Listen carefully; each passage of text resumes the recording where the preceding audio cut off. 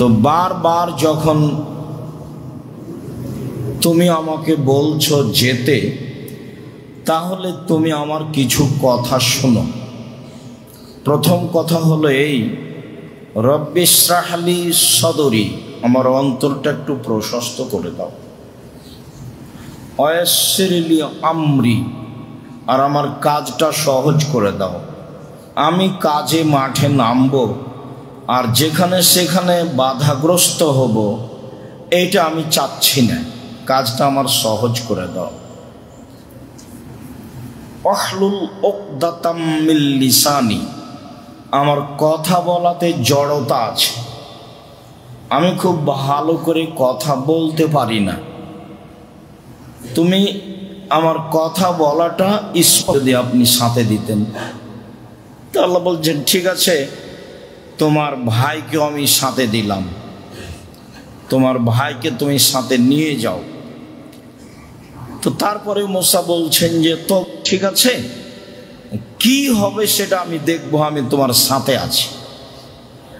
এই বাক্যটা তিনি ওই সময়তে বলবেন যখন ফেরাউন ঘিরে ধরবে। মানে বললেন যে ঠিক আছে, ও কি করবে সেটা আমি দেখব, আমি তোমার সাথে আছি। মানে আগেই ওয়াদা হয়ে আছে, চুক্তি হয়ে আছে, যে কোনো সমস্যায় আল্লাহ আমার সাথে থাকবেন, এ ব্যাপারে চুক্তি হয়ে আছে। আসতে চাচ্ছিলেন না, একটার পর একটা দাবি জানাতেই থাকলেন, একটার পর একটা করে বেশি বেশি তাসবিহ তাহলিল জিকির আজকার করতে পারো। তো যখন মুখের জড়তা দূর হয়ে গেল বলছেন, তখন বলছেন, এত কিছু আমি কেন বললাম? কাই নুসাব্বিহাকা কাসীরা ওয়া নাযকুরাকা কাসীরা, যাতে করে আমরা দুই ভাই আপনার বেশি বেশি তাসবিহ পাঠ করতে পারি, আর আমরা দুই ভাই আপনাকে বেশি বেশি ডাকতে পারি। তো আল্লাহ তাআলা যা চাচ্ছিলেন মূসা আলাইহিস সালাম তাই বললেন। আল্লাহ বললেন যে আমাকে ডাকতে অলসতা করো না, অলসতা করলে যা বলেছি একটাও থাকবে না। তো ইনিও বললেন যে ঠিক আছে, মুখের জড়তা সরে গেছে, তো আমি বেশি বেশি ডাকবো এবং বেশি বেশি স্মরণ করব। এই কথা মূসা আলাইহিস সালাম বললেন। কথা হলো তাই, সামান্য দুরুদে আনাস রাদিয়াল্লাহু তাআলা আনহু বলেন, রাসূল সাল্লাল্লাহু আলাইহি ওয়াসাল্লাম বলেছেন, মান সাল্লা আলাইয়া সালাতান ওয়াহিদা সাল্লাল্লাহু আলাইহি আশারা, কেউ যদি রাসূলের প্রতি একবার দুরুদ পড়ে, তাহলে আল্লাহ তাআলা তার উপরে 10 বার দয়া ও রহমত করবেন। আবু হুরায়রা রাদিয়াল্লাহু তাআলা আনহু বলেন, রাসূল সাল্লাল্লাহু আলাইহি ওয়াসাল্লাম বলেছেন, ইজা সামিতুমুল মুআযযিনা ফাকুলু মা ইয়াকুলু, যখন তোমরা মুয়াজ্জিনের আজান শুনতে পাবা, তখন মুয়াজ্জিন যা বলে তা তোমরা বলো। বাকিটুকু সময়ের গতিতে হবে, মুয়াজ্জিন যা বলে তার সাথে সাথে আমরা বললে ফলাফলে জান্নাত হবে, এই কথা রাসূল সাল্লাল্লাহু আলাইহি সাল্লাম বলেছেন। মুয়াজ্জিন যা বলে তা তোমরা বলো। এই কথা বলার পরে আল্লাহ রাসূল বলছেন যে ওয়াসাল্লু আলাইয়া, আমার উপরে দুরূদ পড়ো, তোমরা আমার উপরে দুরূদ পড়ো। এটা আদেশ। আজান শুনে প্রথমে ধারাবাহিকভাবে উত্তর দিতে হবে, তারপরে দ্বিতীয় হলো দুরূদ পড়তে হবে, তারপরে তৃতীয় হলো ওয়াসাল্লাহা লিয়াল ওয়াসিলা, আর সবাই মিলে তোমরা আল্লাহর কাছে ওয়াসিলা চাও। ওয়াসিলা ফাইন্না মানজিলাতুল ফিল জান্নাহ, সেইটা জান্নাতে একটা মর্যাদা, সেইটা বিচারের মাঠে একটা মর্যাদা। এখন আমাদের দেশের লোক যারা পীর মুরিদি বিবেচনা করে চলে, তারা ধরে নিয়েছে যে ওয়াসিলা লাগে, ওয়াসিলা মানে মাধ্যম লাগে, আল্লাহকে সরাসরি বলা যায় না, পীর লাগে, আলেম ওলামা লাগে। তো সেই ওয়াসিলা এইটা নয়। ওয়াসিলা মানুষ যে হিসাবে গ্রহণ করেছে তা নয়। ওয়াসিলা হচ্ছে এই স্তর, জান্নাতের একটা মর্যাদা, বিচারের মাঠে একটা সম্মান। পৃথিবীর মানুষ তোমরা দরুদ পড়ার পরে আমার জন্য সম্মান মর্যাদা চাও, মানজিলাতুন ফিল জান্নাহ, মনে রেখো ওয়াসিলা জান্নাতে একটা সম্মান, জান্নাতে একটা মর্যাদা। মনে রেখো ওয়াসিলা জান্নাতে একটা সম্মান, জান্নাতে একটা মর্যাদা। এই কথা বলার পরে বলছেন ফাইন্নাহা লা তামবাগি লিআবদিন মিনাল ইবাদে, ফাইন্নাহা লা তামবাগি ইল্লা লিআবদিন মিনাল ইবাদে। সেই মর্যাদাটা আল্লাহর বান্দাদের মাঝে মাত্র একজন পাবে। ওয়ালা আরজু আনা হুয়া, আর আমি আশা রাখি আমি সেই ব্যক্তি। পৃথিবীর মানুষ মনে রেখো, আজানের উত্তর দাও, আজান শেষ হলে দুরুদ পড়ো, এরপরে তোমরা আমার জন্য সারা পৃথিবীর মানুষ পুরুষ নারী কিয়ামত পর্যন্ত সবাই মিলে আল্লাহকে বলো যে আল্লাহুম্মা আতি রাব্বা হাযিহি দাওয়াতি তাম্মা ওয়া সালাতিন কায়েমা আতি মুহাম্মাদিল ওয়াসিলা ওয়াল ফাজিলা। এই যে ওয়াসিলা দিয়ে দাও, আল্লাহ যে ওয়াদা দেওয়ার তো ওয়াদা করেছো, তুমি তো দিব বলেছো, দাও না, দিয়ে দাও। তো সারা পৃথিবীর মানুষ আল্লাহকে বলো সেই ওয়াসিলা মর্যাদা যেন আল্লাহ আমাকে দিয়ে দেয়। মনে রেখো একবারে আদম থেকে নিয়ে কিয়ামত পর্যন্ত যত মানুষ এসেছে, যত মানুষ আছে, যত মানুষ আসবে, সবার মাঝে মাত্র একজন লোকই সেই মর্যাদার মালিক। আর আমি আশা করছি আমি সেই ব্যক্তি। এরপরে আমি তোমাদের বলছি কেন, তোমাদের একটা সুবিধা আছে। মান সালাল্লাহা বিল ওয়াসিলা, পৃথিবীতে যারা আমার জন্য আল্লাহর কাছে সেই ওয়াসিলা চাইবে, হাল্লাত লাহু শাফাআতি ইয়াউমাল কিয়ামা, আমার জন্য জরুরি হয়ে যাবে আমি তার জন্য বিচারের মাঠে সুপারিশ করব। বুখারী মুসলিম। এই জন্য আমি তোমাদেরকে চাইতে বলছি। আমি তো আশা রাখি সেটা আমি পাবো, আমি আশা রাখি সেই মান মর্যাদা আমি পাবো, একজন মানুষই পাবে, আর আমি হচ্ছি সেই ব্যক্তি। তবে সারা দুনিয়ার মানুষ কিয়ামত পর্যন্ত আল্লাহকে বলো আল্লাহ যেন সেই জায়গাটা আমাকে দিয়ে দেয়। আর এমন ভাবে দুয়ার বাক্য বানানো আছে, রাসূল সাল্লাল্লাহু আলাইহি ওয়াসাল্লাম বলছেন সারা দুনিয়ার মানুষ বলতে বাধ্য, দেন না, দিতে তো চেয়েছেন, ওয়াদা করেছেন, দেন আল্লাহ, তুমি দিয়ে দাও, তুমি তো দিতে চেয়েছো, তুমি তো ওয়াদা করেছো, দিয়ে দাও। একবারে এইভাবে দোয়া আছে, আল্লাহুম্মা রাব্বা হাযিহি দাওয়াতি তাম্মা ওয়া সালাতিল কায়েমা আতি মুহাম্মাদিল ওয়াসিলা ওয়াল ফাদিলা ওয়া বাসু মাকাম মাহমুদুল ওয়াদা। এই মাকামে মাহমুদ সেটাই হলো ওয়াসিলা, প্রশংসনীয় স্থান, প্রশংসনীয় মর্যাদা। তো তাহলে লাভ হবে কি, পৃথিবীর মানুষ যারা আল্লাহকে বলবে আমাকে দিয়ে দেওয়ার জন্য, আমি মুহাম্মদ সাল্লাল্লাহু আলাইহি ওয়াসাল্লাম তার পক্ষে বিচারের মাঠে সুপারিশ করব।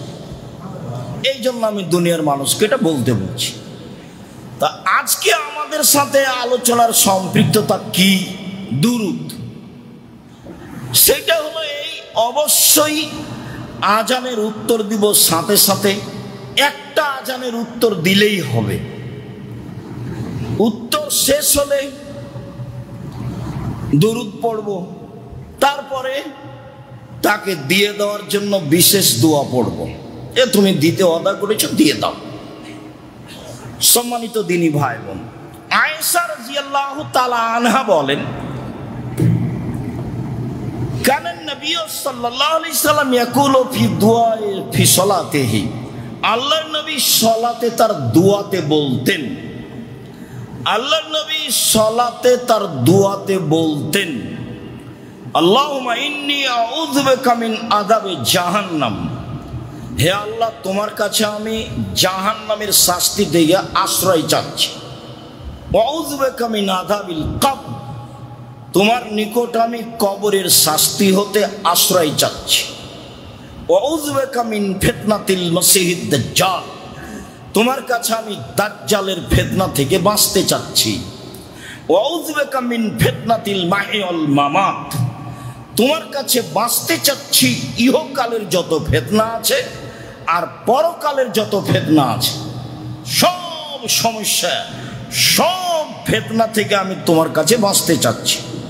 আউযু বিকা মিনাল মা'সামি ওয়াল মাগরাম, আর তোমার কাছে আমি বাঁচতে চাচ্ছি বড় পাপ হতে আর ঋণ কর্য হতে। আমার জীবনে যেন তাকদীর বশত আমি বড় পাপে লিপ্ত না হই, যাতে ক্ষমা চাওয়া ছাড়া, তওবা ছাড়া ক্ষমা হবে না। তখন আমি কতদূর তওবা করব, কিভাবে করব, এরকম বিপদে আমি পড়তে রাজি নই। তুমি আমাকে রক্ষা করো বড় পাপ হতে, তুমি আমাকে রক্ষা করো ঋণ কর্য হতে, তুমি আমাকে রক্ষা করো বড় পাপ হতে, তুমি আমাকে রক্ষা করো ঋণ কর্য হতে। আয়েশা রাদিয়াল্লাহু তাআলা আনহা বলেন, এই দোয়া রাসূল সাল্লাল্লাহু আলাইহি সাল্লাম দুরুদের পরে বা আত্তাহিয়াত পড়ার পরে বলতেন। কেন? আব্দুল্লাহ ইবনে মাসউদ বলেন, রাসূল সাল্লাল্লাহু আলাইহি সাল্লাম তাশাহুদ পড়ার পরে বলেন, ওয়াল ইয়াতাখাইয়ার মিনাদ দুআ মা যাবু ইলাইহি, তাশাহুদ শেষ হয়ে গেলে সে যেন কিছু দোয়া বাছাই করে নেয়।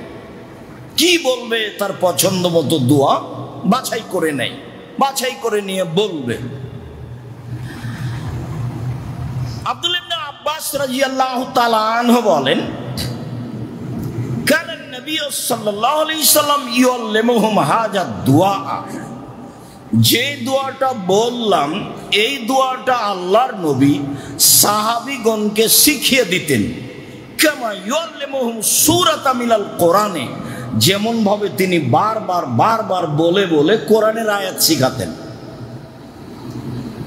তার মানে দুআয়ে মাসুরা, যার দ্বিতীয় অংশ বলে আমরা জেনে থাকি। তো এক নম্বরে তো হলো তাশাহুদ, দুই নম্বরে তো হলো দুরুদ, আর তিন নম্বরে আমরা জানি দুআয়ে মাসুরা। দুআয়ে মাসুরার প্রথম অংশ আসছে, আর এটা হলো দুআয়ে মাসুরার দ্বিতীয় অংশ বলে আমরা অবগত, রাজশাহী চাঁপাইনবাবগঞ্জের মানুষ হিসাবে। এখন আপনারা বক্তব্যে কিভাবে যে অবগত হয়েছেন, বর্তমানের অবগতির সাথে কিছুটা অমিল হতেও পারে। যেই মক্তবে আমরা পড়তাম আলিফ বেতেসে জিম হেকে এভাবে পড়তাম, সেই মক্তবই আব্দুল্লাহর পরিকল্পনা যে আকীদা আদর্শ সংশোধন করতে হবে, বাউল ফকির মুসলমান নয় এরকম আকীদা শক্ত গড়ে উঠতে হবে, শিয়া মুসলিম নয়, কাদিয়ানি মুসলিম নয়, এরকম যত লোক পৃথিবীতে ভ্রান্ত আকীদায় চলে যাবে তারা মুসলিম নয় বলে শক্তভাবে ঘোষণা দেওয়ার মতো আকীদা বিশ্বাস করতে হবে এবং সুন্দর করে কোরআন মাজিদ পড়তে হবে। প্রত্যেক মুসলমান পরিবারের ছেলে মেয়েকে বাধ্য, তাই হচ্ছে একেবারেই তেঁতুলিয়া থেকে টেকনাফ পর্যন্ত প্রত্যেকটা পরিবারের ছেলে মেয়ে যেন মক্তবে আংশিকভাবে সময় দিতে পারে যে কোনো মূল্যে। তার প্রায় 700 মক্তব চালু হয়েছে। তারই পরিকল্পনায় আপনারা এনটিভিতে হয়তোবা রামাজানে অংশগ্রহণ করছেন বলে আমি অবগত হলাম। সম্মানিত দিনী ভাই বোন, তা আমরা এভাবে মুখস্থ করেছিলাম দুআয়ে মাসুরার দ্বিতীয় অংশ চলছে। আল্লাহর নবী সাহাবীগণকে দুআয়ে মাসুরার দ্বিতীয় অংশ শিখাতেন, যেমন ভাবে কোরআন মাজিদের আয়াত শিখাতেন। তাতে তিনি বলতেন কুলু, তোমরা বলো, সাহাবীগণকে বলতেন। সালামের পরে বিভিন্ন সময়, ওটা তো মাদ্রাসা, ওখানে বোর্ডিং ছিল না, ওর নাম হচ্ছে আহাবুস সুফফা। খাবার আছে তো কাপড় নেই, কাপড় আছে তো খাবার নেই। এতগুলো মানুষকে কে খাবার দিবে? বোর্ডিং এর ব্যবস্থা আছে। আপনি না হয় আপনার ছেলে মেয়ে নিয়ে অনেক কিছু ভাবছেন, ভাবেন, ভাবাই ভালো। কেন? আল্লাহ রাসূল বলছেন আনফিক আলা ইয়ালিক মিন তাওলিক, তুমি তোমার উপার্জিত সম্পদ তোমার ছেলে মেয়ের পিছনে খরচ করো। তুমি তোমার জিম্মেদারিতে ছেলে মেয়েকে মানুষ করো, করতেই হবে, আপনি বাধ্য, এটা আদেশ। অব্দাবে মা তাউলো, পরিবার থেকে খরচ শুরু করো। পরিবারের ওপরে ভালো নজর না দিয়ে, ছেলে মেয়ের ওপরে ভালো নজর না দিয়ে পয়সা পাতি জমা করা বোকামি, ওটাই হলো 1 নাম্বার পয়সা। যদিও আমি আর আপনি ছেলে মেয়ে মানুষ করাতে ভুল বুঝেছি। আসলে ছেলে মেয়ে মানুষ করতে হবে জাতির কল্যাণে। ছেলে মেয়ে যেন মানুষকে পরকালমুখী করতে পারে, ছেলে মেয়ে যেন জাতিকে শিরক মুক্ত করতে পারে, ছেলে মেয়ে যেন জাতিকে বিদাত মুক্ত করতে পারে। আরো যদি শিরকের দিকে ঠেলে দেয়, বিদাতের দিকে ঠেলে দেয়, প্রতারণার দিকে ঠেলে দেয়, ধোকার দিকে ঠেলে দেয়, মিথ্যে কথা বলার দিকে ঠেলে দেয়, চুরি করার দিকে ঠেলে দেয়, তাহলে আমার আর আপনার সফলতা কি? তো তিনি বলতেন, বলো বলো, আল্লাহুম্মা ইন্নী আউযু বিকা মিন আযাবি জাহান্নাম, হে আল্লাহ তোমার কাছে আমি জাহান্নাম থেকে বাঁচতে চাচ্ছি। ওয়া আউযু বিকা মিনাল আযাবিল কবর, তোমার কাছে আমি কবরের শাস্তি থেকে বাঁচতে চাচ্ছি। ওয়া আউযু বিকা মিন ফিতনাতিল মাসিহিদ দাজ্জাল, তোমার কাছে আমি দাজ্জালের ফিতনা থেকে বাঁচতে চাচ্ছি। ওয়া আউযু বিকা মিন ফিতনাতিল মাহি ওয়াল মামাত, তোমার কাছে বাঁচতে চাচ্ছি ইহকালের ফিতনা আর পরকালের ফিতনা। মরে গেলে শেষ, এ কথা ভুল।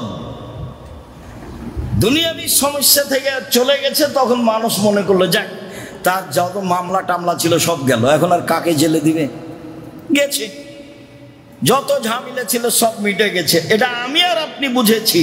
কিন্তু রাসূল সাল্লাল্লাহু আলাইহি ওয়াসাল্লাম তা বললেন না। রাসূল সাল্লাল্লাহু আলাইহি ওয়াসাল্লাম দোয়া শিখালেন, কোরআন মাজিদ পড়ার মতো করে শিখালেন। তাতে তিনি শেষ বাক্যে বললেন, আল্লাহ তোমার কাছে বাঁচতে চাচ্ছি জীবনে বেঁচে থাকার ফিতনা হতে, এবং মরে যাওয়ার পরে যত ফিতনা আছে সেসব ফিতনা হতে। আহমদ গ্রন্থে এসেছে, একজন ইহুদি মহিলা এসে আয়েশা রাদিয়াল্লাহু তাআলা আনহাকে বলছেন যে আপনি আমাকে খেতে দেন, আল্লাহ আপনাকে কবরের শাস্তি থেকে বাঁচাবে। যেমন এই কথা বলা, আয়েশা রাদিয়াল্লাহু তাআলা খুব বুদ্ধিমতী শক্ত মহিলা ছিলেন। কবরের শাস্তি মানে তোমাকে খেতে দিলে আল্লাহ কবরের শাস্তি থেকে বাঁচাবে, এমন কথা তো আমি রাসূলের মুখে শুনিনি কোনোদিন। থামো, তুমি বাসায় থাকো, তোমাকে আটকিয়ে রাখলাম। রাসূল আসবে, তাকে জিজ্ঞাসা করব কবরের শাস্তির ঘটনা কি। রাসূল যদি বলেন হ্যাঁ, তাহলে তোমার রেহাই আছে, অন্যথায় তোমার রেহাই নেই। তাই তো মাঝে মধ্যে বলি, উমর রাদিয়াল্লাহু তাআলা আনহু বেঁচে থাকলে শতকরা 95 জন বক্তার আজীবন জেল হতো। আপনি মরণ একদিন আসবো বই পড়ে দেখেন, কবরের শাস্তির সিরিয়ালে এই হাদিস আছে। আয়েশা রাদিয়াল্লাহু তাআলা আনহা তাকে আটকিয়ে দিলেন। এবার আল্লাহ রাসূল আসলেন বাসায়। আয়েশা রাদিয়াল্লাহু তাআলা বললেন, এই ইহুদি মহিলা বলে এই কথা, ও আমাকে বলছে যে আপনি আমাকে খাবার দেন, আল্লাহ আপনাকে কবরের শাস্তি থেকে বাঁচাবে। তো কবরের শাস্তি কি সত্যই নাকি? তখন আল্লাহ রাসূল বলেন, না, আযাবুল কবরি হক, হ্যাঁ সত্য, কবরের শাস্তি সত্য। সুমারা পায়া দেয় হে, তারপর আল্লাহ রাসূল হাত তুলে দোয়া করলেন, লম্বা সময় ধরে কবরের শাস্তি থেকে বাঁচতে চাইলেন। সম্মানিত দিনী ভাই বোন, কবরের শাস্তি রাসূল সাল্লাল্লাহু আলাইহি ওয়াসাল্লাম সালাম ফেরার পূর্বে এইভাবে বলতেন। আবু বকর সিদ্দিক রাদিয়াল্লাহু তাআলা আনহু বলেন, এবার দোয়ায়ে মাসুরার প্রথম অংশ। আবু বকর সিদ্দিক রাদিয়াল্লাহু তাআলা আনহু বলেন, আমি আল্লাহ রাসূলকে বললাম, কুলতু লিন নবী সাল্লাল্লাহু আলাইহি সাল্লাম আল্লিমনি দুআন আদুবিহি ফি সালাতি, আল্লাহ নবী আমাকে একটা দোয়া বলে দেন তো, যেটা আমি আমার সালাতে বলবো। আল্লাহ নবী আমাকে একটা দোয়া বলে দেন, যেটা আমি আমার সালাতে বলবো। এই কথা আবু বকর সিদ্দিক রাদিয়াল্লাহু তাআলা আনহু পেশ করলেন রাসূল সাল্লাল্লাহু আলাইহি ওয়াসাল্লামের কাছে।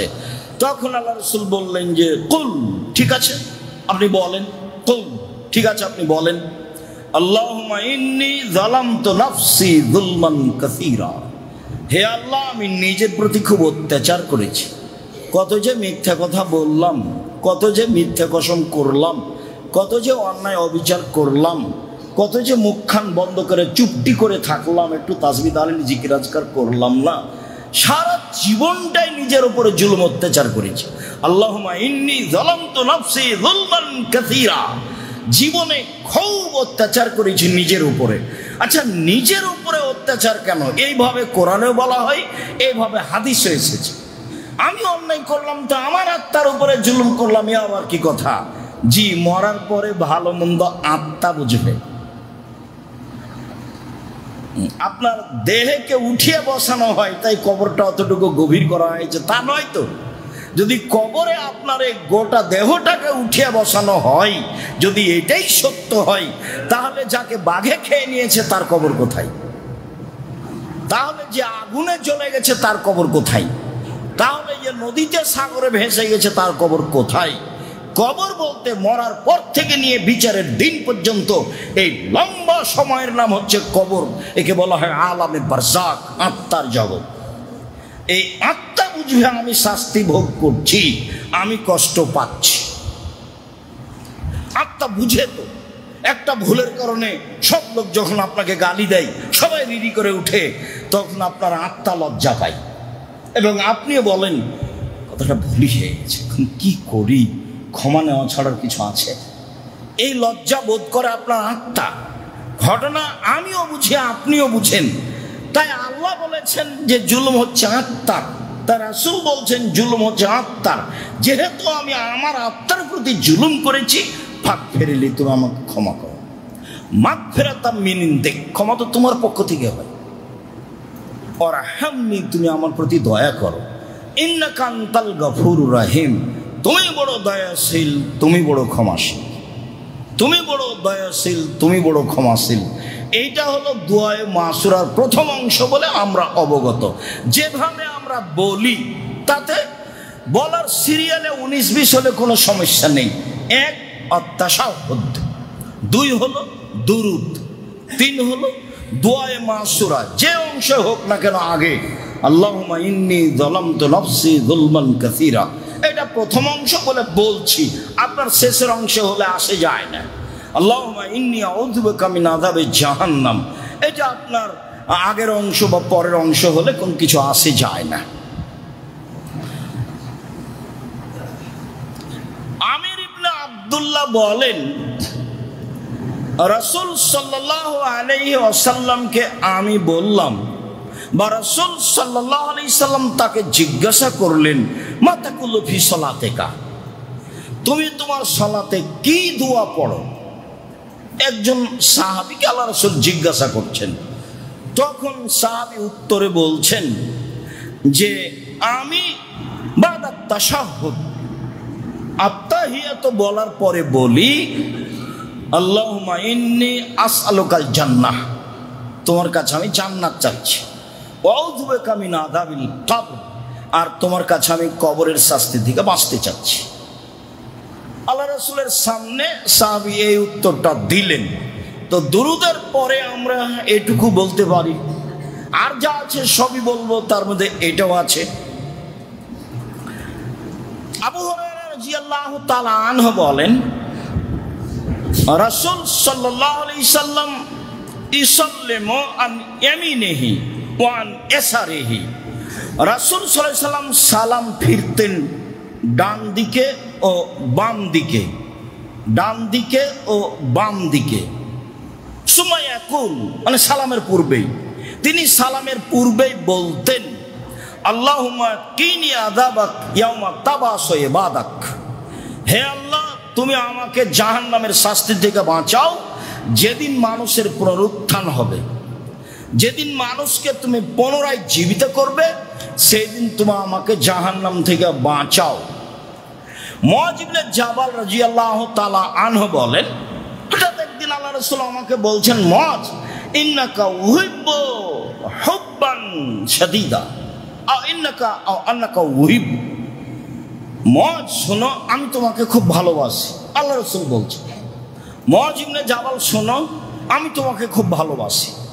তখন মুআয ইবনে জাবাল বলছেন, ওয়া আনা কুলতু ওয়া আনা উহিব্বুকা, আমিও আপনাকে ভালোবাসি।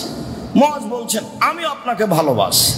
যখন এই পরস্পর ভালোবাসার কথাটা শেষ হয়ে গেল, তখন আল্লাহ রাসূল বলছেন যে মুআয লা তাদু আন তাকুলা ফি সলাতিক, তুমি তোমার সলাতে বলতে এই দোয়াটা কখনো ছাড়ো না। শোনো মজ, তুমি সলাতে এই দোয়াটা বলতে কখনো ছাড়ো না। সেটা কি? আল্লাহুম্মা ইন্নী আলা যিকরিকা ওয়া শুকরিকা ওয়া হুসনি ইবাদাতিক। যদি এই অংশ আমরা সালামের পরেও বলি, কিন্তু আল্লাহর নবী বলছেন যে তুমি এটা সালাতে বলতে কখনো ছেড়ো না। আল্লাহুম্মা ইন্নী আলা যিকরিকা, হে আল্লাহ তোমাকে যেন আমি ডাকতে পারি, এ ব্যাপারে আমাকে সাহায্য কর। ও শুকরিকা, আমি যেন তোমার শুকরিয়া আদায় করতে পারি, এ ব্যাপারে তুমি আমাকে সাহায্য করো। ও হুসনে ইবাদাতিক, আমি যেন তোমার সুন্দর ইবাদত করতে পারি, এ ব্যাপারে তুমি আমাকে সাহায্য করো। তিনটা কথা বললেন যে তুমি এটা সালাতের মধ্যে বলতে ছাড়ো না। আল্লাহুম্মা ইন্নী আলা যিকরিকা ওয়া শুকরিকা ওয়া হুসনি ইবাদাতিক।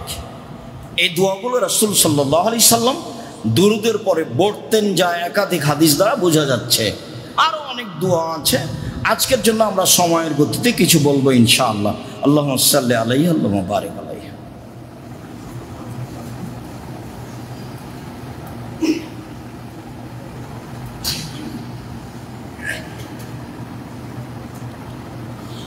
আলহামদুলিল্লাহ ওয়াহদা ওয়াসসালাতু ওয়াসসালামু আলা মান লা নাবিয়্যা বাদা।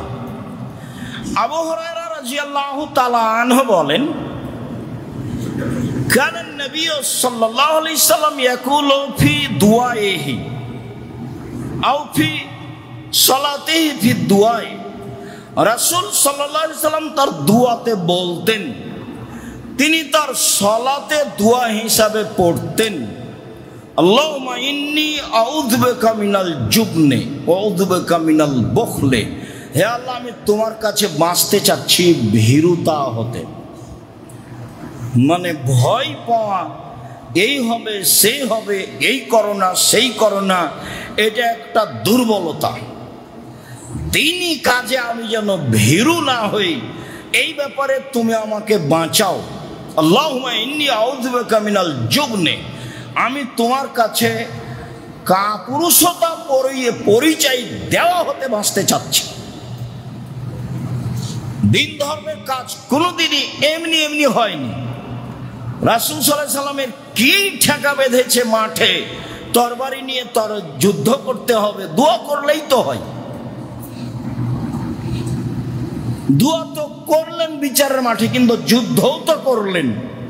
যখন দেখলেন যে মাত্র 313 জন মানুষ, এতগুলি বিরোধী শত্রু, তখন হাত তুলে বলতে লাগলেন, আল্লাহুম্মা, হে আল্লাহ, ইন তুহলিক হাযিহিল ইসাবা লা তুবাদু ফিল আরজি লা ইয়াউমিল কিয়ামা।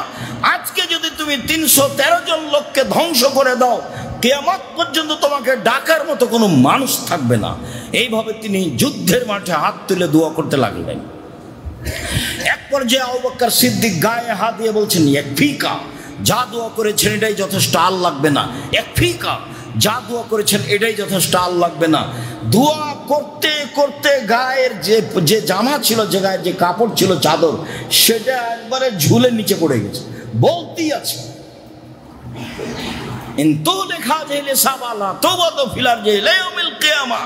আজকে যদি তুমি এদের ধ্বংস করে দাও, কিয়ামত পর্যন্ত তোমাকে ডাকার মতো মানুষ থাকবে না। যুদ্ধে তিনি নেমেছেন, তিনি প্রধান সেনাপতি আছেন, তারপরে এভাবে দোয়া করছেন। কত সমস্যা একটার পর একটা, সব জানা আছে। আসলে সরাসরি আল্লাহ ইসলাম আমি আর আপনি যেভাবে বলি সেভাবে করেননি, এটা তিনি মানুষের উপরে চাপিয়ে রেখেছেন। মানুষকে ভীরু হওয়া থেকে বেঁচে থাকতে হবে, এই কথা আল্লাহ রাসূল শিখিয়ে দিলেন। যা তিনি সলাতে বলতেন, আউযু বিকা মিনাল বুখল, হে আল্লাহ তোমার কাছে আমি কৃপণতা থেকে বাঁচতে চাচ্ছি। কৃপণতা কি জিনিস? কৃপণতা থেকে বাঁচতে হবে কেন? কৃপণতা মানুষকে জাহান্নামে টেনে নিয়ে যায়। তোমার কাছে বাঁচতে চাচ্ছি কৃপণা হতে। আল্লাহুম্মা আউযু বিকা মিনাল জুবনি ওয়াল বুখলি, তোমার কাছে আমি কৃপণতা থেকে বাঁচতে চাচ্ছি। যখনই যে কেউই চাইবে, সে জমিদার হোক, সে মদ খায়, তারি খায়, খারাপ লাগলে 2 টাকা দিয়ে সরে যাবে, চাইবে।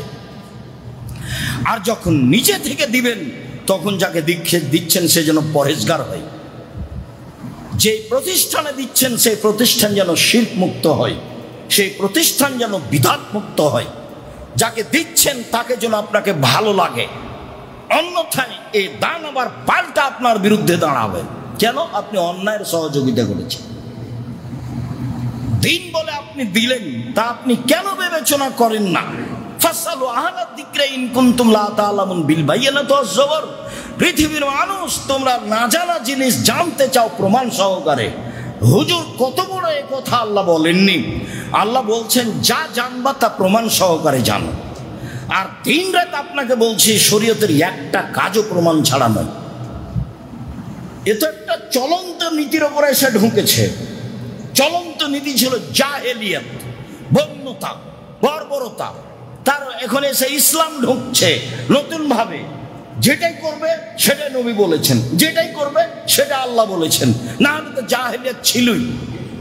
একটা তো নিয়ম নীতি ছিল, সবটাই ঠেকাতে হবে আল্লাহর কথা দিয়ে এবং রাসূলের কথা দিয়ে। তো তোমার কাছে বাঁচতে চাচ্ছি কৃপণতা হতে। তারপরে বলছেন ওয়াউযু বিকা মিন ওয়াউযু বি আন আরজালিল উমর, তোমার কাছে বাঁচতে চাচ্ছি অথব্য অচল বয়স হতে, যে বয়সে আমাকে ধরে নিয়ে মানুষ পেশাব পায়খানায় যাবে, আমাকে ধরে নিয়ে মেডিকেল নিয়ে যাবে, আমি নিজের গতিতে চলতে পারবো না, এরকম বয়স আমি তোমার কাছে চাই না। আল্লাহুম্মা ইন্নী আউযু বিকা মিনাল জুবনি ওয়াল বুখলি ওয়া আউযু বিকা মিন উরাদ্দান ইলা আরজালিল উমরে। একেবারে অথব্য অচল বয়সে আমাকে ফিরিয়ে দেওয়া হোক, এটা আমি চাচ্ছি না। আল্লাহুম্মা আতি নাফসি তাকওয়াহা, হে আল্লাহ তুমি আমার আত্মাকে পরহেজগারিতা দাও। আল্লাহুম্মা আতি নাফসি তাকওয়াহা ওয়া যাক্কিহা, তুমি আমার আত্মাকে পবিত্র করো। খায়রু আনতা মান যাক্কা, আর তুমি হচ্ছে উত্তম পবিত্রকারী। তুমি যদি আমার আত্মাকে পরিষ্কার করো তাহলে তো আমি এত ঝামেলার মধ্যে পড়ি না, এত মোবাইল দেখি না, আমি এত পাপের মধ্যে জড়াই না। তুমি এটা করো না। আল্লাহুম্মা আতি নাফসি তাকওয়াহা ওয়া যাক্কিহা ওয়া আনতা খায়রু মান যাক্কাহা, তুমি উত্তম যে পবিত্র করতে পারে। আনতা ওয়ালিয়ুহা মাওলাহা, তুমি তো আত্মার অভিভাবক, তুমি তো আত্মার মালিক, করে দাও। আনতা ওয়ালিয়ুহা মাওলাহা। আল্লাহুম্মা ইন্নী আউযু বিকা মিন ইলমিন লা ইয়ানফা, ওরকম দোয়া করতে চায় না, ওরকম বিদ্যা চায় না যে বিদ্যা উপকার করে না। আল্লাহুম্মা ইন্নী আউযু বিকা মিন ইলমিন লা ইয়ানফা, ওই বিদ্যা চায় না যে বিদ্যা উপকার করে না। আউযু বিকা মিন কলবিন লা ইয়াখশা, ওই আত্মা চায় না যে আত্মা তোমার ভয়ে কাঁদে না, ওই অন্তর চায় না যে অন্তর তোমার ভয়ে কাঁদে না। অনাফসিন লা ইয়াসবাউ, ওই আত্মা চায় না যে আত্মা তৃপ্তি লাভ করে না। অমিন দাওয়াতিন লা ইস্তাজাবু লাহা, ওই দোয়া করতে চায় না যে দোয়া কবুল হয় না। আল্লাহুম্মা ইন্নী আউযু বিকা মিন ইলমিন লা ইয়ানফা ওয়া মিন কলবিন লা ইয়াখশা ওয়া মিন নাফসিন লা তাসবা ওয়া মিন দাওয়াতিন লা ইস্তাজাবু লাহা। এই দোয়া তিনি সালাম ফেরার পূর্বে পড়তেন। আমার ইবনে ইয়াসির রাদিয়াল্লাহু তাআলা আনহু বলেন, কানান নবী সাল্লাল্লাহু আলাইহি ওয়াসাল্লাম ইয়াকুলু ফি দুআয়ে ফি সলাতে, আল্লাহর নবী সালাতে তার দোয়াতে পড়তেন, এগুলো সব দুরুদের পরে তিনি বলতেন আল্লাহুম্মা বিইলমিকাল গায়বা, অদৃশ্যের জ্ঞান তোমার কাছে আছে, কুদরাতিকা আলাল খালকে, মাখলুকের উপরে ক্ষমতা তোমার রয়েছে, সব সৃষ্টির উপরে ক্ষমতা তোমার, অদৃশ্যের জ্ঞান তোমার, সব মাখলুকের উপরে ক্ষমতা তোমার। একটা কথা শোনো, আহিনি মা আলেমতা হায়াতা খায়রানলি, আমাকে জীবিত রাখো যতদিন আমার বেঁচে থাকা কল্যাণকর হবে।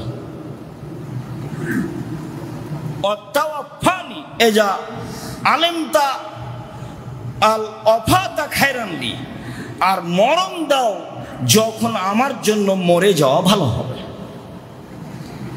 যখন আমার বেঁচে থাকা ভালো নয় তখন আমি বেঁচে থাকতে চাই না।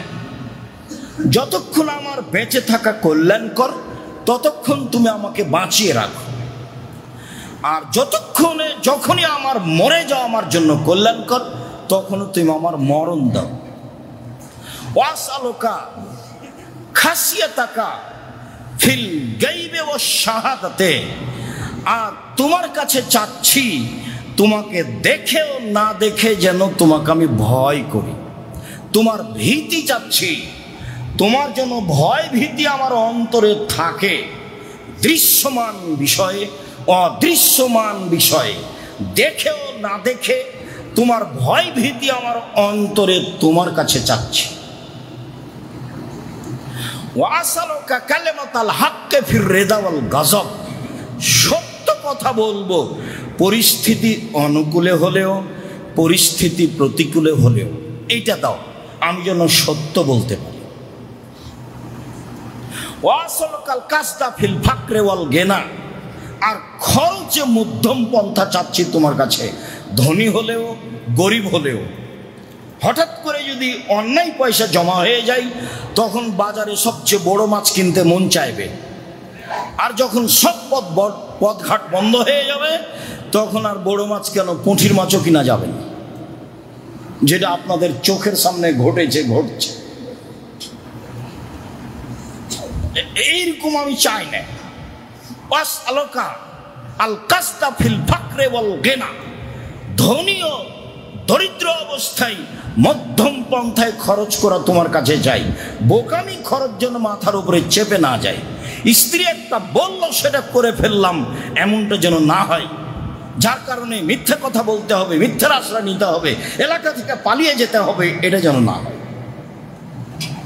ওয়াসআলুকা নাঈমান লা তানফাদ, এমন অনুগ্রহ দাও যেটা শেষ হবে না, আজ দিলে কাল নেই, এটা চাই না। যার জন্য ওইসব নেতৃত্ব নিয়েন না, যেটা কাল এখন তো আপনাকে স্যার বলছে অনেকেই, কাল যদি আপনি রাস্তায় পড়ে থাকেন কেউ ভিক্ষাও দিবে না, এটা কেন হবে? এটা কেন আপনি নেবেন? এইটা থেকে আপনাকে বাঁচতে হবে আল্লাহর কাছে। এই যে বলছেন আল্লাহ রাসূল, ওয়াসআলুকা নাঈমান লা তানফাদ, এমন অনুগ্রহ দাও যেটা শেষ হবে না, বাস যেটা আমার জন্য সাধবে সেটা দিবা, যেটা আমার হায়াত পর্যন্ত থেকে যাবে। ওয়াসআলুকা কুররাতা আইনিন লা তানকাতেও, আর জীবনে এমন সুখ শান্তি দাও আহাল পরিবার নিয়ে যাতে করে কোনো সময় এটা বিচ্ছিন্ন না হয়। ওয়াসআলুকা রেজান বাদাল কাজায়, আমি জানি তোমার সিদ্ধান্ত হয়ে গেছে, যেটা হয়েছে সেটা আমি তোমার কাছে জানতে চাচ্ছি না। তোমার সিদ্ধান্তের পরে আমি তোমার সন্তুষ্টি চাচ্ছি। কি সিদ্ধান্ত তোমার হয়েছে সেটা আমি জানি, তোমার সিদ্ধান্তের পরেও আমি তোমার কাছে তোমার সন্তুষ্টি চাচ্ছি। রজান বাদাল কাজায়। ওয়া আসআলুকা বাদাল আইসে বাদাল মৌতে, মরণের পরে শান্তিপূর্ণ জীবন চাচ্ছি। মরণের পরে একটা জীবন আছে, মরণের পরে শান্তিপূর্ণ জীবিকা চাচ্ছি, মরণের পূর্বে শান্তিপূর্ণ জীবন চাচ্ছি। ওয়াসআলুকা লাজ্জাতান নাজরে ফি ওয়াজহিকা, আর তোমাকে দেখে চক্ষুর সন্তুষ্টি চাচ্ছি। তোমাকে দেখব খুশি হয়ে যাব, তোমাকে দেখার সন্তুষ্টি চাচ্ছি। অশৌকা ইলা লিকায়কা, তোমার সাথে সাক্ষাতের জন্য প্রস্তুত, আগ্রহী আমি। পাপ থাকলে তো ভয় হবে। জিল্লা বিভ্রান্তিকর কোনো কথা, হুদাতান মুহতাদিনা, আর হেদায়েত প্রাপ্তদের হেদায়েত দাও। যাদেরকে হেদায়েত দিয়েছ ওদেরটা দাও আমাকে। আমি এমনি এটা সেটা চাই না। ইহদিনাস সিরাতাল মুস্তাকিম সিরাতাল্লাযিনা আনআমতা আলাইহিম, ওদের পথ দেখাবা যাদের প্রতি তুমি দয়া অনুগ্রহ করেছো। আমি এমনি কোনো সাধারণ পথ চাই না। গায়রিল মাগযুবি আলাইহিম ওয়ালাদ যাল্লিন, যারা ভ্রান্ত, যারা অভিশপ্ত, ওদের পথ আমি চাচ্ছি না। অনেক প্রশংসা করে তোমার দরবারে বলছি যে তুমি আমাকে হেদায়েত প্রাপ্তদের হেদায়েত দাও। রাসূল সাল্লাল্লাহু আলাইহি ওয়াসাল্লাম এই দোয়া পড়তেন। আপনি সালাতের পরে নিয়ে যান ওই যে সালাতুর রাসূল রাসূল সাল্লাল্লাহু সালাত বলাম প্রচারিত সালাত, সালাম ফেরার পূর্বে কেন যে আপনি মুখস্থ করেন না? আমি কি বলি আপনাকে, আপনাকে তো আমি ভালোবাসি এ কথাই ঠিক, আপনি আমার দিনী ভাই এ কথাই ঠিক, আপনি আমার দিনী বোন এ কথাই ঠিক, কি আমি কি দোয়া মুখস্থ করে দিব? এটি কি হবে? আপনি আসলেন দাওয়াত সেন্টারে জুমার সালাত আদায় করতে, আর আমি কিছু উপকার করতে পারলাম না, এটা আমি চাইনি কোনোদিন। আর গতানুগতিকভাবে খুতবায় আসলেন, মুসলমান হিসেবে জুমার দিন যেতে হয় তাই এসেছে। তাহলে তো বাড়ির পাশে জুমা মসজিদ আছেই, মুসলমান হিসাবে জুমার দিন মসজিদে যেতে হয়, না হলে ছেলে মেয়ে কি বলবে, বউ কি বলবে, বউ খারাপ কিন্তু বলে তোমার জুমার দিনও গেলে না, জুমার দিনও সালাত আদায় করলে না, এই কথাটা বলে, এভাবেই হোক বলে আর কি। তা আপনি তো এসব নন, আপনি এসেছেন যে কিছু শিখার জন্য, আর আমরা প্রত্যেক দিনই আপনাকে মুখস্থ করে একটা ধর্ম বিষয় জানাতে চাচ্ছি। আপনি যদি আসেন আর যান, তাহলে আমি কি উপকার করতে পারি আপনার? সম্মানিত দিনী ভাই বোন, রাসূল সাল্লাল্লাহু আলাইহি সাল্লাম আরও দোয়া পড়তেন, যেগুলো আপনি বিভিন্ন বই পুস্তকে পেয়ে যাবেন, আমাদের দোয়ার বইয়ে পেয়ে যাবেন।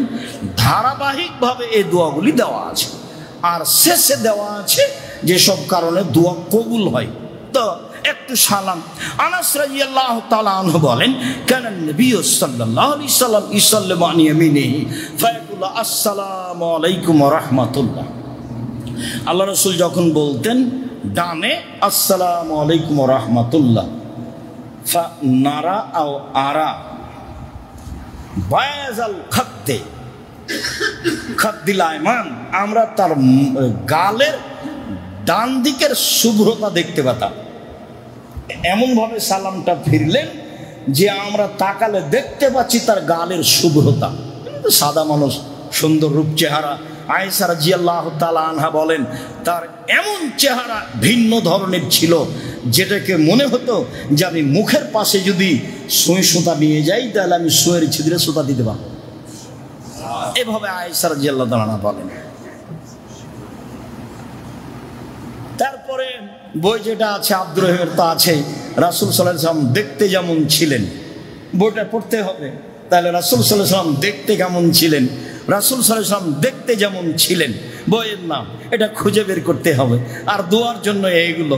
তাহলে রাসূল ডান দিকে বলতেন আসসালামু আলাইকুম ওয়া রাহমাতুল্লাহ, বাম দিকে বলতেন আসসালামু আলাইকুম ওয়া রাহমাতুল্লাহ।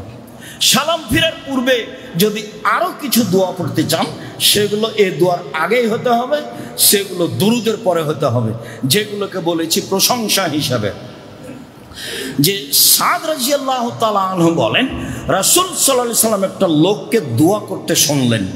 লোকটা বলল, আল্লাহুম্মা ইন্নী আসআলুকা বিআন্নাকা আনতাল্লাহ, আমি তোমার কাছে চাচ্ছি কেন? এই জন্য যে তুমি আল্লাহ, লা ইলাহা ইল্লা আনতাল আহাদ, তুই একক, আল্লাহুস সামাদ, নিরপেক্ষ মুখাপেক্ষীহীন, লাম ইয়ালিদ, তুমি কাউকে জন্ম দাওনি, ওয়ালাম ইউলাদ, তুমি কারো থেকে জন্ম নাওনি, ওয়ালাম ইয়াকুল লাহু কুফুয়ান আহাদ, তোমার সমকক্ষ কেউ নেই। এবার আল্লাহ রাসূল বলছেন, দা বিইসমিহিল আযম, লোকটা আল্লাহর ইসমে আজম দিয়ে দোয়া করেছে, আল্লাহর বড় নাম দিয়ে দোয়া করেছে। আল্লাহ যে দাবেহি, যে ব্যক্তি এটা দিয়ে দোয়া করবে, উস্তুজিবা, তার দোয়া কবুল করা হবে। ওই যে সালা উতিয়া, চাইলে দেওয়া হবে। তো এটা হলো ইসমে আজমের অন্তর্ভুক্ত। আল্লাহুম্মা ইন্নী আসআলুকা বিআন্নাকা আনতাল্লাহ লা ইলাহা ইল্লা আনতাল আহাদুস সামাদুল্লাযী লাম ইয়ালিদ ওয়া লাম ইউলাদ ওয়া লাম ইয়াকুল লাহু কুফুয়ান আহাদ। অন্য বর্ণনায় একজন সাহাবী সালাতে দোয়া করছেন, সালাত শেষে আল্লাহ রাসূল শুনলেন। তো সাহাবী বলছেন যে আল্লাহুম্মা আনতাল্লাহ, আল্লাহুম্মা ইয়া আল্লাহ, হে আল্লাহ তুমি আল্লাহ, লা ইলাহা ইল্লা আনতাল আহাদুস সামাদুল্লাযী লাম ইয়ালিদ ওয়া লাম ইউলাদ ওয়া লাম ইয়াকুল লাহু কুফুয়ান আহাদ। এই কথা বলার পরে বলছে যে আনতাগফিরালি, তুমি আমাকে ক্ষমা করো, ফাইন্নাকা আনতাল গাফুরুর রহিম, তুমি ক্ষমাশীল, তুমি দয়াশীল।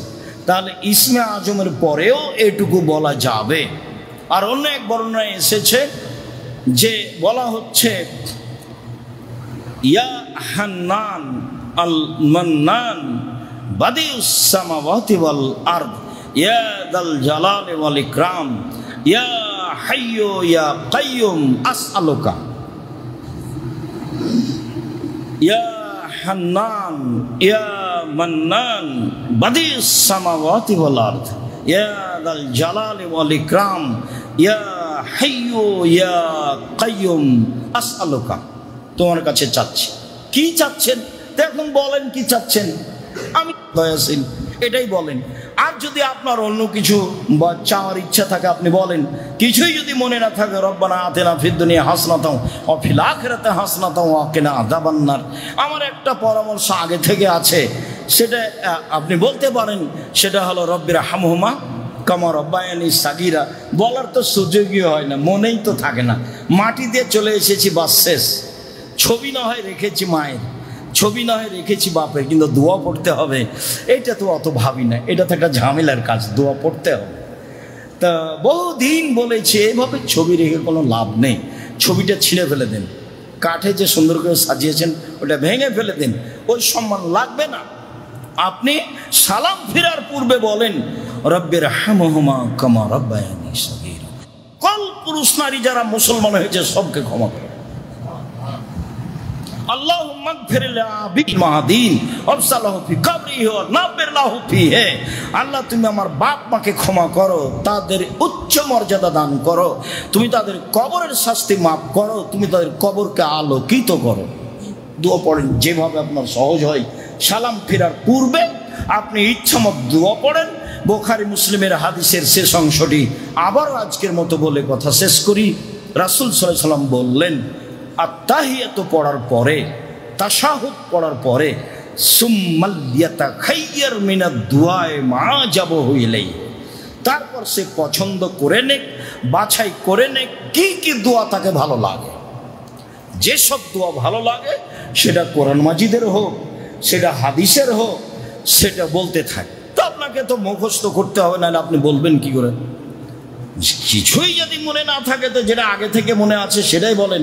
রব্বানা আতিনা ফিদ দুনিয়া হাসানাতাও ওয়া ফিল আখিরাতি হাসানাতাও ওয়া কিনা আযাবান নার। এটা তো আছে আগে থেকে। রব্বি ইন্নী যালামতু নাফসি ফাগফিরলি রব্বিগফির ওয়ারহাম ওয়া আনতা খায়রুর রাহিমিন আন্নী মাসসানিয়াদ দুররু ওয়া আনতা আরহামুর রাহিমিন।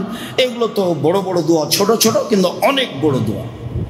দোয়া ছোট কিন্তু অনেক বড়, অনেক বড় দোয়া। এক থাপ্পড় দিয়ে মানুষ হত্যা করে দিয়ে দিন রাত বলতে থাকলেন মুসা আলাইহিস সালাম, রব্বি ইন্নী যালামতু নাফসি ফাগফিরলি।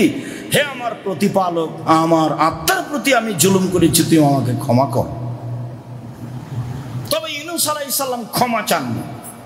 ইউনূস আলাইহিস সালাম স্বীকৃতি দিয়েছেন আমি অপরাধী। লা ইলাহা ইল্লা আনতা সুবহানাকা ইন্নী কুনতু মিনাজ জালিমিন। তুমি ছাড়া কোনো মাবুদ নাই, তোমার পবিত্রতা ঘোষণা করি আমি অপরাধী। লা ইলাহা ইল্লা আনতা সুবহানাকা ইন্নী কুনতু মিনাজ জালিমিন। তুমি ছাড়া কোনো মাবুদ নাই, তোমার পবিত্রতা ঘোষণাকারী আমি অপরাধী। এই কথা বারবার বলছেন। আল্লাহ বলছেন ইউনূস যদি এই দোয়া না পড়তো কিয়ামত পর্যন্ত আমি তাকে মাছের পেটেই রেখে দিতাম। তারপরে বলছেন পৃথিবীর যে কোনো মানুষ যে কোনো বিপদে ইউনূসের দোয়া পড়বে, আমি তাকে বিপদ থেকে উদ্ধার করব। এর অর্থ এই নয় যে ১৬ লক্ষবার দোয়া ইউজ করবে। একেবারে ডাহা মিথ্যা কথা। মানুষ কি ১৬ লক্ষবার দোয়া ইউজ করতে পারে? ১০০০ বার টিকাতে পারবে না, তাহলে ১৬ লক্ষ কেমনে হয়? কথাটাই মিথ্যে, কথাটাই জঘন্য, কথাটাই একটা বোকামি। কি করে একজন পীর বলতে পারে? কি করে একজন মহিলা মেনে নিতে পারে? কি করে একজন পুরুষ মেনে নিতে পারে? তাহলে তো দেয়ানবাগির মতো কথাই হলো। তাহলে তো আব্দুল কাদের জেলানের মতো কোথায় যাচ্ছে না, আল্লাহর বিচার ভুল হয়ে গেছে, এই জন্য যাচ্ছে। আমি আল্লাহকে বললাম আমার ছেলে কোথায় গেছে, তো আল্লাহ বলছে দেখলাম আল্লাহ চিন্তিত। দেওয়ানবাগি বলছে আল্লাহ এখন চিন্তিত, তার ছেলে কোথায় গেছে। রাসূল সাল্লাল্লাহু আলাইহি সাল্লামের মেয়ের সাথে তার বিবাহ হয়েছে। কত নাউজুবিল্লাহ, কত অহেতুক কথা। হিজের একদিন হবে। রাসূল সাল্লাল্লাহু আলাইহি সাল্লামের কটূক্তি করেছে যারা, তারা হত্যার যোগ্য, তাদের বেঁচে থাকার কোনো সুযোগ নেই। রাসূল সাল্লাল্লাহু আলাইহি সাল্লামের পরিবার ও মানুষের জন্য বিপজ্জনক ব্যাপার। মন্তব্য মানেও হারিয়ে গেছে। ইয়াহদি বিহি কাসীরা ইউযিল্লু বিহি কাসীরা আল্লাহ কোরআন মাজিদ দিয়ে বহু মানুষকে ভ্রান্ত করেন, বহু মানুষকে হেদায়েত দেন। তোমার মেনে নিতে আপত্তি হলো কোথায়? আবু বকর সিদ্দিকের মতো করে মেনে নিতে হবে। আবু বকর সিদ্দিক রাদিয়াল্লাহু তাআলা বললেন, কি ব্যাপার, মোহাম্মদ কি সত্যই বলছেন যে রাতে রাতে তিনি বাইতুল মুকাদ্দাসে গেছেন, মসজিদে কাবা ঘর থেকে আবার বাইতুল মুকাদ্দাস থেকে সপ্তম আকাশের উপরে গেছেন? বলে হ্যাঁ সত্যই বলছেন। উনি যদি বলে থাকেন তাহলে আমিও মেনে নিলাম সত্য। এর নাম বিশ্বাস? এই তো বাহ্যিকভাবে মেনে নেওয়ার কোনো প্রশ্নই আসে না। এটা হয় কি করে? কত দূর মক্কা থেকে সেই বাইতুল মুকাদ্দাস কিভাবে গেলেন বললেই হবে। তারপর ওখান থেকে সপ্তম আকাশের উপরে চলে গেলেন, একের পর কত কথা হলো, সবকে মেনে না বলছে। আবু বকর সিদ্দিক বললেন, শোনো, মুহাম্মদ সাল্লাল্লাহু আলাইহি সাল্লাম যদি বলে থাকেন হ্যাঁ তাহলে এটাই সত্য, আমিও মেনে নিলাম। তার নাম হচ্ছে ঈমান। মুহাম্মদ সাল্লাল্লাহু আলাইহি সাল্লামের 13 জন স্ত্রী, এ কথাই ঠিক, আমাকে মেনে নিতে হবে। কটু মন্তব্য করলে আপনার ঈমান হারিয়ে গেছে, এটাই ঠিক, এটাও আপনার জন্য পরীক্ষা। তার পারিবারিক জীবন আপনার জন্য পরীক্ষা। মন্তব্য কিসের? আপনার ঈমান পরীক্ষার জন্য এগুলো পথঘাট। সম্মানিত দিনী ভাই বোন, আমি আপনাকে আল্লাহকে সন্তুষ্ট করার আশায় দোয়া পড়ার জন্য আন্তরিকভাবে অনুরোধ জানাচ্ছি। আমরা সলাতের এক পর্যায়ে শেষের দিকে চলে এসেছি। এরপরে যা আসবে, এখন সালামের পরে যেসব জিকির আজকার সেটা থাকবে। আজকের কথার শেষ কথা আপনাকে আমি অনুরোধ জানাচ্ছি, অবশ্যই আপনি তাশাহুদ পড়ার পরে, দুরুদে ইব্রাহিম পড়ার পরে স্মরণে রেখে কিছু বলবেন, কিছু চাইবেন, অন্তরে যেটা আছে সে নিয়ে রব্বানা আতিনা ফিদ দুনিয়া হাসানাতাও ওয়া ফিল আখিরাতি, এটা বলেন, অতেই হবে। কিছু বাপ মায়ের জন্য বলেন, আল্লাহুম্মা নাসআলুকাল হুদা ওয়াত তুকা ওয়াল আফাফা ওয়াল গিনা। যেসব দোয়া পড়ছিলাম, এসে যদি আপনাকে দোয়া লম্বা মনে হয় তাহলে ছোট ছোট যান, মুখস্থ করে বলতে পারলে ভালো হবে, নিজের ভাষাতে চলবে না। দেখেন, এই নামাজ শিক্ষা বইয়ে, সলাৎ শিক্ষা বইয়ে নিজের ভাষা চলবে না, এই কথা বলা হয়েছে। সে যেই বলুক না কেন, কালামুন নাস, মানুষের কথা সলাতে চলবে না। যদি মানুষের কথা আমারটা চলে, তাহলে ইমাম আবু হানিফার নাম দিয়ে বলা হয়েছে যে উনি বলেছেন ফার্সি ভাষায় দোয়া করা যাবে, তাহলে ফার্সি ভাষায় চলবে, তাহলে ইংরেজি ভাষায় চলবে। সলাতের মধ্যে সবাই নিজ নিজ ভাষা বলতে পারবে। রাসূল সাল্লাল্লাহু আলাইহি ওয়াসাল্লাম বলছেন, লা ইয়াসলুহু কালামুন নাস, মানুষের কথা এখানে চলে না। দোয়ায়ে মাসুরা, যেগুলো বর্ণিত দোয়া রাসূল সাল্লাল্লাহু আলাইহি ওয়াসাল্লামের পক্ষ থেকে, সেগুলোই বলতে অভ্যাসী হতে হবে। আর দোয়া ওয়াল মাসুর মানে রাসূল থেকে বর্ণিত দোয়া। আমরা মনে করেছি আরবি ভাষা দোয়ায়ে মাসুরা মানে এই দুটা, আল্লাহুম্মা ইন্নী যালামতু নাফসি এটা একটা, আর আল্লাহুম্মা ইন্নী আউযু বিকা মিন আযাবি জাহান্নাম এটা একটা। জি না, আর দোয়াল মাসুরান রাসূলুল্লাহ সাল্লাল্লাহু আলাইহি ওয়াসাল্লাম, রাসূল থেকে যত দোয়া বর্ণিত আছে তার দুই একটা আপনাকে নমুনা হিসাবে পেশ করলাম। যেগুলো অতীব গুরুত্বপূর্ণ সেগুলো আপনার সামনে পেশ করেছি। সম্মানিত দিনী ভাই বোন, শেষের কথাটা বলছি, যেটা প্রতিদিনই বলছি, সালাম ফেরার পরে দাঁড়ানো এটা শরীয়ত বিরোধী কাজ। আপনার ব্যস্ততা কেন আমার বুঝে আসে না, এত ব্যস্ততা কেন? আপনি সালাম ফেরার পরপরই দাঁড়িয়ে যাচ্ছেন কেন? আপনি তো নিজের ক্ষতি করলেন, যে কোটাটার সামনে দিয়ে যাচ্ছে সেটার আপনি ক্ষতি করলেন কেন? আর এই তো দাওয়া সেন্টার তো ভাড়া নেওয়া আছে, আপনার সহযোগিতাই চলে, আপনি সহযোগিতা করবেন জামিয়া সালাফের হিসাবে। আর আপনাকে আমি দিন রাত বলছি, জামিয়া সালাফের স্বর্ণের উপরে আছে, দেশের সবচেয়ে বড় প্রতিষ্ঠান। নিজেদের দেখবেন সবচেয়ে বড় প্রতিষ্ঠান, শিক্ষাগণে, শিক্ষা মানে, আয়াতনে, শিক্ষক সংখ্যায়, সব দিক দিয়ে শিরক নাই, বেদাত নাই, হিংসা নাই, দল নাই, সংগঠন নাই, কিছু নেই। আপনি এখানে আপনি মন বড় করে দান করবেন না, করবেন কোথায়? কেন আপনি সালামের পরে উঠে যান? কেন এই অভ্যাসটা হয় আপনার? এটা তো ভালো নয়। একটু দেরি করেন, 2 মিনিট 1 মিনিট দেরি করেন, তাহলে তো সব কিছু তাসবিহ তাহলিল জিকির কিছু না কিছু হবে। আয়াতুল কুরসি পড়েছেন মানে আপনি জান্নাতে চলে গেছেন। কিভাবে? মরলেই হবে। এ কথা তো আমি বলিনি, এ কথা মুহাম্মদ সাল্লাল্লাহু আলাইহি ওয়াসাল্লাম বলেছেন। কিছুই পড়লেন না, কেন যে আসলেন এইভাবে তাড়াহুড়া করে, পরে আসে আগেই চলে যাচ্ছেন? আজকে তো হাইকোর্টও নয়, জজ কোর্টও নয়, আমাদের দেশের যে প্রথা সেই প্রথা আল্লাহ মানেননি। জুমার সলাতের পরই ব্যবসার দোকান খুলতে হবে, এটা আল্লাহর আদেশ। আল্লাহ মাফতাহলি আবু আবা রাহমাতিকা, রহমত দাও, এবেলা ঢুকেছি, এবার বের হচ্ছে আল্লাহ মিনাসল্লাহ মিন ফাজলে, টাকা পয়সা দিয়ে দাও। টাকা পয়সাই চাওয়া হয়, তো আপনার দোকানই বন্ধ, তো আপনি চাইবেন কি দিয়ে? তো দোকান বন্ধ রেখে টাকা চাওয়া যায়? কাজ বন্ধ রেখে টাকা চাওয়া যায়? সব কাজ চালু রাখতে হবে প্রতিদিন, এমনকি জুমার দিনও। কেউ পৃথিবীতে কোনো মানুষ বসে খেতে পাবে না, সব নিষেধ। রাসূল সাল্লাল্লাহু আলাইহি ওয়াসাল্লাম এইভাবে বলেছেন। দিনী ভাই বোন, অবশ্যই সালাম ফিরে নিজের একটু ধৈর্যের পরিচয় দিয়ে আপনারা উঠবেন। সাথে সাথে যেসব দোয়ার কথা বললাম যতদূর সম্ভব হয় বলার চেষ্টা করবেন। আল্লাহ আমাদের যারা মারা গেছে তুমি তাদের কবরের শাস্তি মাফ করো, আমরা যারা অসুস্থ তুমি তাদের আরোগ্য দান করো, আমরা যারা বেঁচে আছি তুমি তাদের তোমার রাসূলের পদ্ধতি